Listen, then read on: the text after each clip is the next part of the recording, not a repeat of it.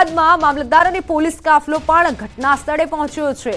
2 JCB મારફતે દબાણ હટાવવાની કામગીરી યથાવત છે અને આ તરફ બરવાડામાં દબાણ હટાવવાની કામગીરી થઈ રહી છે।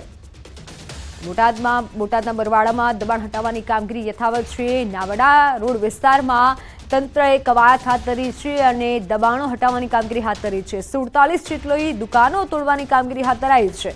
મામલતદાર અને પોલીસ કાફલો પણ ઘટના સ્થળે પહોંચ્યો છે, જેથી કોઈ અનિચ્છનીય ચૂલીમાં 2 જૂથ વચ્ચે અથડામણ થઈ હતી। સામાન્ય બોલાચાલી બાદ મામલો ઉગ્ર બનતા ઘાતક હથિયારો બાદ બંને જૂથો વચ્ચે અથડામણ થઈ હતી। આ અથડામણમાં 14 થી વધારે લોકો ઇજાગ્રસ્ત થયા છે, જે પૈકી 10 થી વધુ લોકોને સુરેન્દ્રનગર રેફર કરાયા છે। ઘટનાની જાણ થતાં ધાંગધ્રા તાલુકા પોલીસ સહિત એલસીબી એસઓજીની ટીમનો હાલ કાફલો ઘટના સ્થળે પહોંચ્યો છે। તો લોકસભા ચૂંટણી પહેલા ફરી એકવાર કોંગ્રેસ નેતા લલિત વસોયા ભાજપ નેતાઓ સાથે દેખાયા છે। રામ મંદિર પ્રાણ પ્રતિષ્ઠા અંતર્ગત આયોજિત કાર્યક્રમમાં ભાજપના નેતાઓ સાથે ઉપસ્થિત રહ્યા।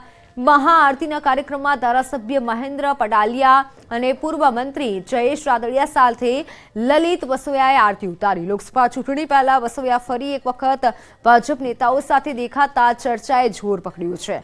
લલિત વસોયાએ રામ મંદિરની શુભકામનાના પોસ્ટર પણ લગાવ્યા હતા। રાજકોટમાં ભાજપના કાર્યાલયનું ઉદ્ઘાટન કરાયું અને આ પ્રસંગે પૂર્વ મુખ્યમંત્રી વિજયભાઈ રૂપાણી, પૂર્વ રાજ્યપાલ વજુભાઈ વાળા સહિતના ભાજપના નેતાઓ ઉપસ્થિત રહ્યા। વજુભાઈએ પોતાની આગવી શૈલીમાં સંબોધન કર્યું અને કાર્યકરોને ચૂંટણી માટે કામે લાગી જવા માટે હાકલ કરી। કહ્યું કે રામલલ્લા મંદિરમાં વિરાજી ગયા છે, ત્યારે હવે રામ રાજ્ય સ્થપાવવાનો સમય આવી ગયો છે।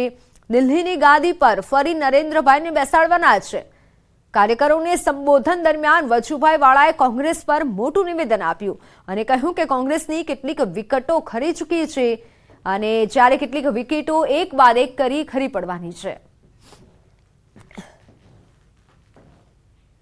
મંદિરની અંદર આપણા આરાધ્ય દેવ ભગવાન રામની પ્રાણ પ્રતિષ્ઠા થઈ છે। રામ આવી ગયા છે। હજુ રામ રાજ્યની પૂર્ણ કરવાની કલ્પના બાકી છે। એ 2000ની ચૂંટણીમાં આપણે કરી બતાવવાનું છે। તો જેપી નડ્ડાએ લોકસભા ચૂંટણીનું બ્યુગલ ફૂંક્યું છે। 26 બેઠકોના કાર્યાલયનો જેપી નડ્ડાએ વર્ચ્યુઅલી પ્રારંભ કરાવ્યો છે।